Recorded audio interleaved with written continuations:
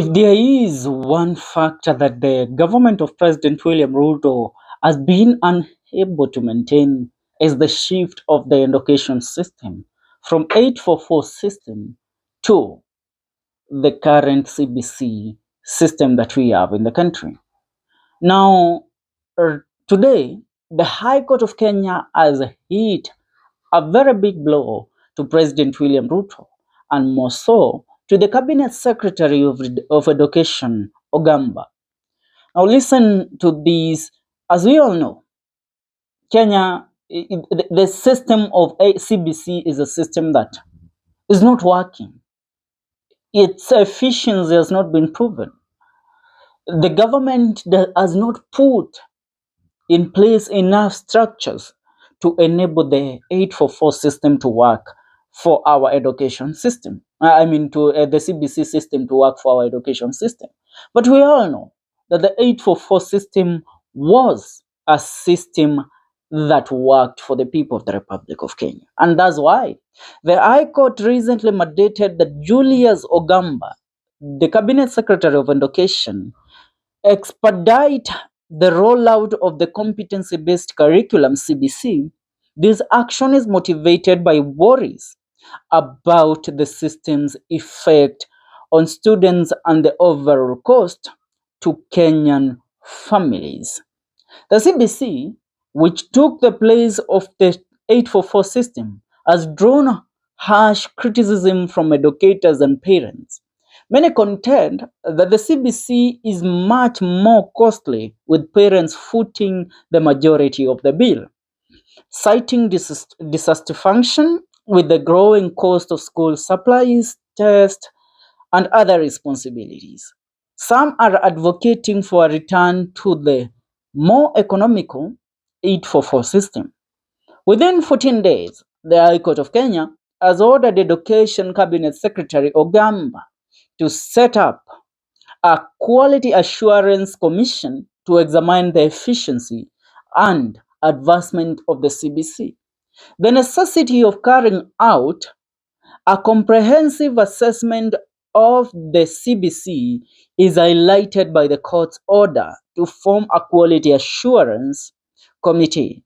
This committee is in charge of monitoring the curriculum's application and offering a thorough assessment of its advantages and disadvantages. The findings may influence the choice to stick with the CBC or go back to the 844 system, which many Kenyans believe was easier and more realistic for typical families to implement.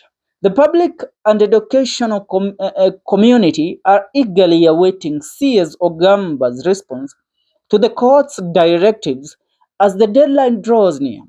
The findings of these evaluation could significantly affect Kenyans' future and provide significant obstacles to the nation's educational path.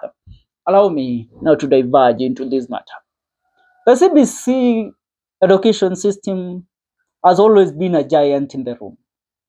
It has been an elephant in the room for a very long time because the person that had the whole structure, the person that began it, is the late Cabinet Secretary of Education, George Magoha.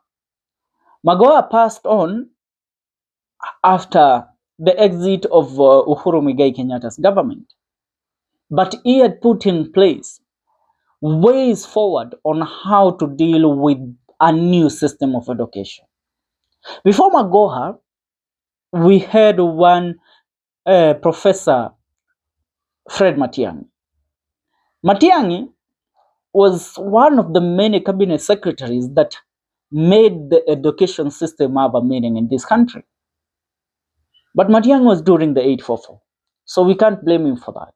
Though rumor has it that President William Ruto tried to bring Matiang'i on board to help build and implement the CBC system. But we all know that Matiang'i has his ambitions for the 2027 general election for the presidency seat. So Matiang'i turned down the offer.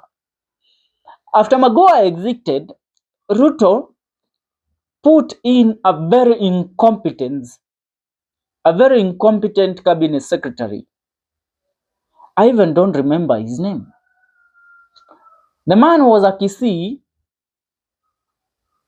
very incompetent. He didn't know even anything to do with education. He was just put there because Ruto needed to show the Kisii people that they are accommodated in government. After dissolving his cabinet, that is when he brought in Ogamba. Ogamba has been incompetent also because they have not proved beyond reasonable doubt that this system can work, that this system can be efficient for our children. They haven't done that. And that is why the middle class citizens na wale ambao wanaishi katika ngazi ya juu in our republic are speaking. Why? Let me tell you. The people in parliament cannot fight for you. Your members of parliament and MCAs and governors and senators can't fight for you. Why am I saying this? Because this thing does not affect them in any way. Their children study in international schools. And in the international schools, they study the CBC system, competence-based curriculum. That is the system that they study there. So which tells you that these people are unbothered. And that is why they don't oppose these policies. They don't try even to argue the points in parliament. They don't bring the motion to censor these system or to try and even take us back to 844. They don't, because their children are not affected. Wewe Mkenya wa kawaida, wewe ndiye mtoto wako ambaye anaadhirika. Hawa watu, they don't know, they have no system in place on how these kids are moving from junior secondary to upper secondary, to senior. They don't have a system which tells us how our children will move from senior secondary to university. They don't have that system. But the 844 system, we knew mtoto akimaliza nursery anaingia class 1, akimaliza class 8 anaingia form 1, akimaliza form 4 anaingia university ama anaenda college. That was a very simple system that we had. But because these people wanted to prove that our education system is flawed, and so that the CBC system is meant to dig deep into the parents' pocket, kutoa wazazi pesa kwa mifuko. Tunaelewana? That is what they are doing.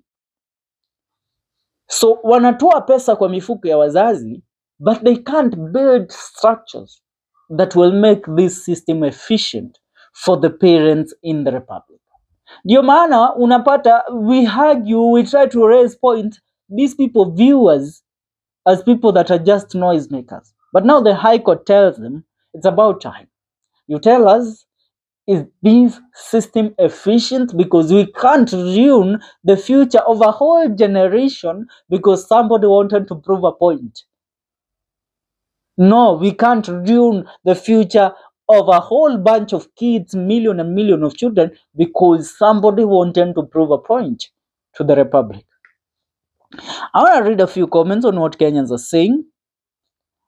Namwona Caroline Kitisi akisema the system is very good, just to return Matiang'i and be supported 30% with the government. Paul Nyambune anasema glory be to God, this CBC is bad, it's not what Kenya needs, let it go for good in Jesus' name, but let the university years be reduced to 3 years, let it be 843. James Nyambati anasema 100% 844 to be returned. Thomas Sigira anasema better the devil you know than the angel you don't know.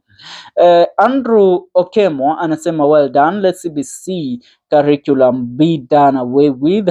Gavisio Jumba anasema 844 was good, we need it back. Mwingine anasema mnachelewa, mngekuwa mshafanya hivyo kitambo, msitu imbie. Anselm Emomeri anasema do away with CBC, it is a total failure and cumbersome. Afadhali 844 Janine anasema even if we go back to 844 system, the thieves in the government won't allow it to be cheaper. Kwani, what do you think they will eat? You see, in this cursed country, you don't seek leadership to serve, but to be a rotten thief to the core. Sophie Ambani anasema I wish it were possible, it's such a mess. Opata David anasema no CS of education can oversight except Matiang'i. Vincent Kombo anasema CBC is not bad but problem we don't have pesa sisi wasasi. Kim Janet anasema Moe please visit rural schools and most public schools to check whether teaching methodologies have changed. You will be shocked. Gabriel Nyaga anasema nothing is working in Kenya. Pascal Wanzala anasema scrap it away. Wanjiro George anasema besides vitabu printing almost every day is damn expensive. Ni food tutatafuta ama ni za cyber?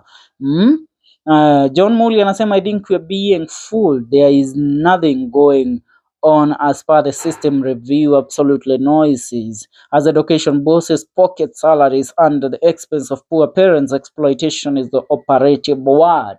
99% of Kenyans are saying we should go back to the old system. You, what is your take? Leave a comment on the comment section. See you in our next video. Remember to subscribe. This is the Kenyan Daily Report.